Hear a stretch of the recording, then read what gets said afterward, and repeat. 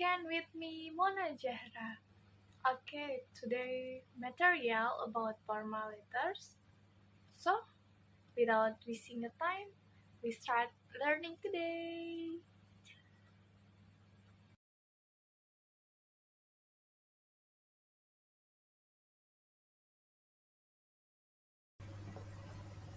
Alright, we move to the our material today is formal letters. So, what is a formal letters? Formal letters is are also called business letter or professional letters, are letters that written professional for a specific purpose.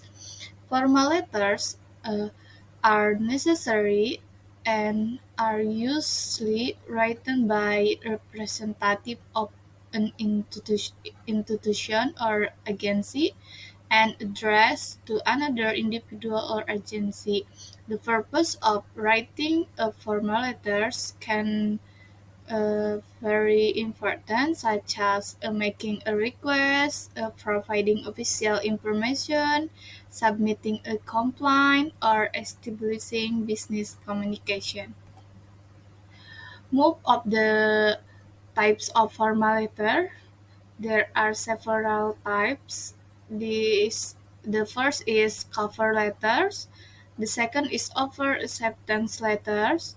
The third is professional thank you letters. The next is business letters. The next is sales letters. The last but not least is termination letters. And next is letter of intent. And the last is letter of recommendation.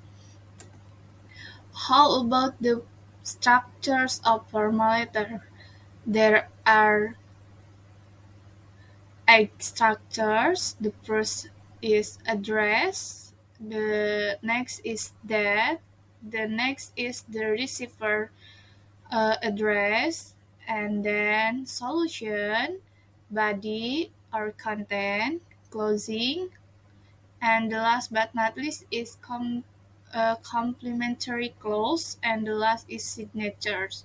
Okay, we will move to uh, explain about address or the name and address of the sender of the letter. Address is the first structure in a formal letter, which is the name and full address of the sender. In this case, the sender can be an individual or an organization. Some companies, institutional agency can write the address in a letterhead format that is also accompanied by a logo. So next is the date that the letter was created or issued. This is a formal letter structure that contains the date the official letter or formal letter was made or issued that then sent to the receivers. Generally, the writing will begin with the name of the city, then followed by the date, month, and years of the letter. Okay, when we move to the receiver's address, the receivers can be the name of the firm or the one who represent the firm. Write the receiver's full address, including their PO box, number, or office suite.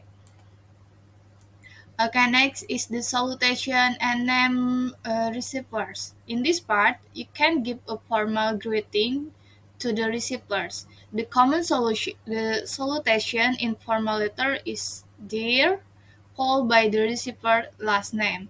And also, if you don't know the receiver's name, it's the sufficient to write dear sir, dear madam, or dear sir or madam. Alternatively, you can also write the name of their position on the title. For example, their hearing manager. Okay, the next structure is body or content.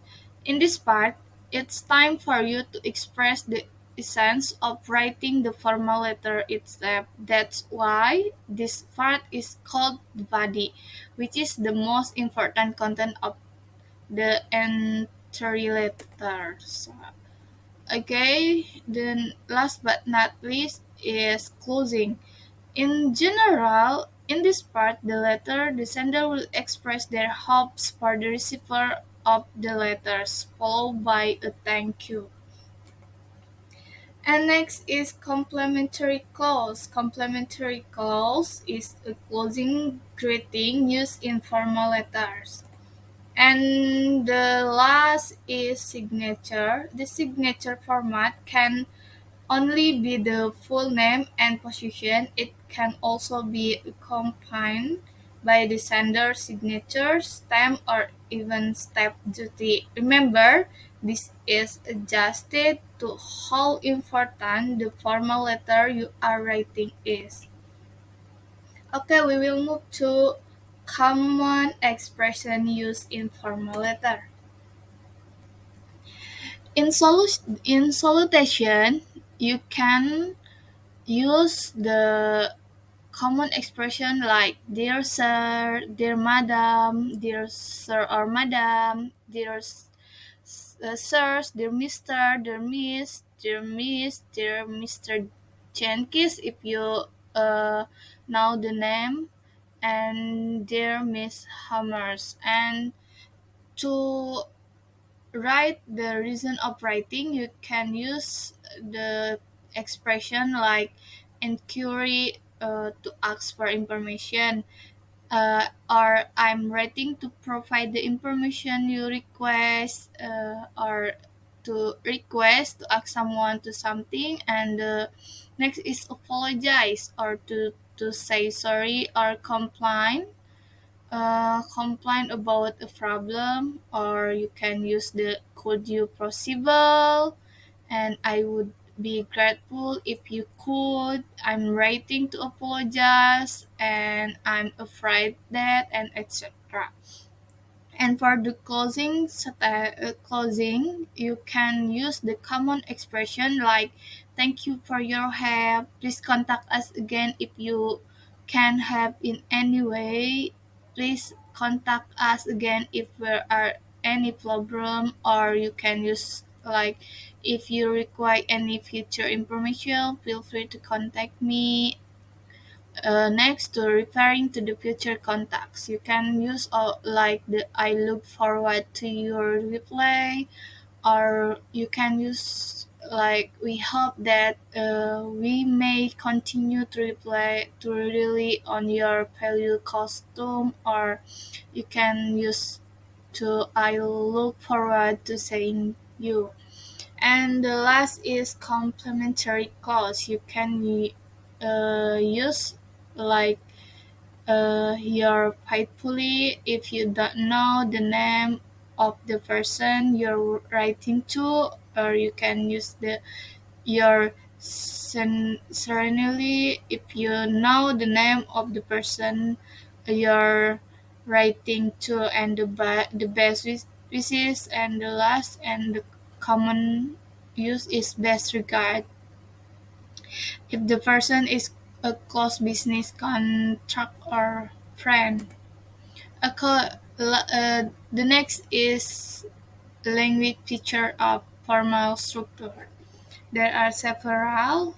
I will mention several number of the language features. The first is void contraction. Contraction is combining one word with another. In English, it is commonly used to identify a subject with to be. Example like is not becoming isn't, or we would becoming would. And the second is do not use abbreviation. Abbreviation are words that are shortened, usually used to chart or caption on social media. For instance, information is abbreviated to info. And the next is limit the use of active verbs with the first person singular pronoun. In formal letters, try to use the first singular pronouns followed by an active verb. For illustration, inappropriate. I will send you all the relevant information ASAP.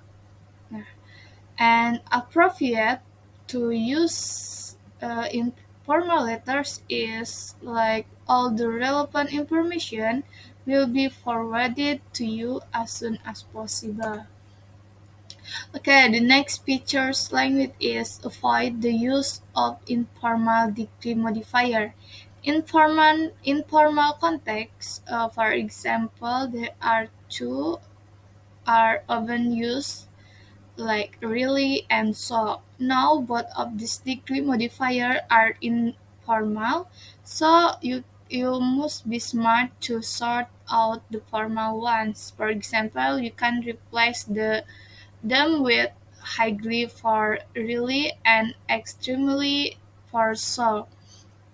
And the next is avoid informal discourse markers. For example, as by the way or anyway.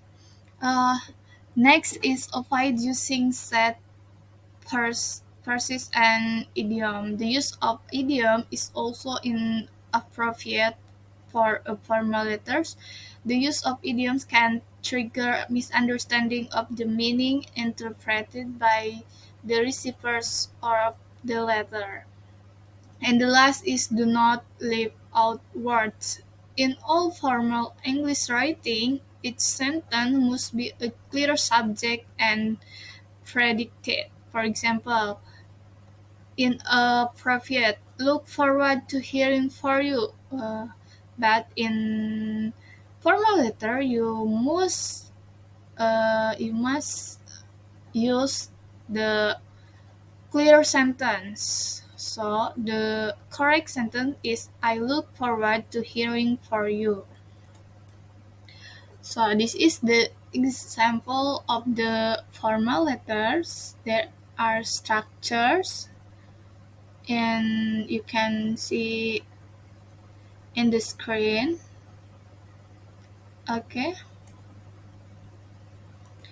Okay, we will move to the what do you send a formal letter?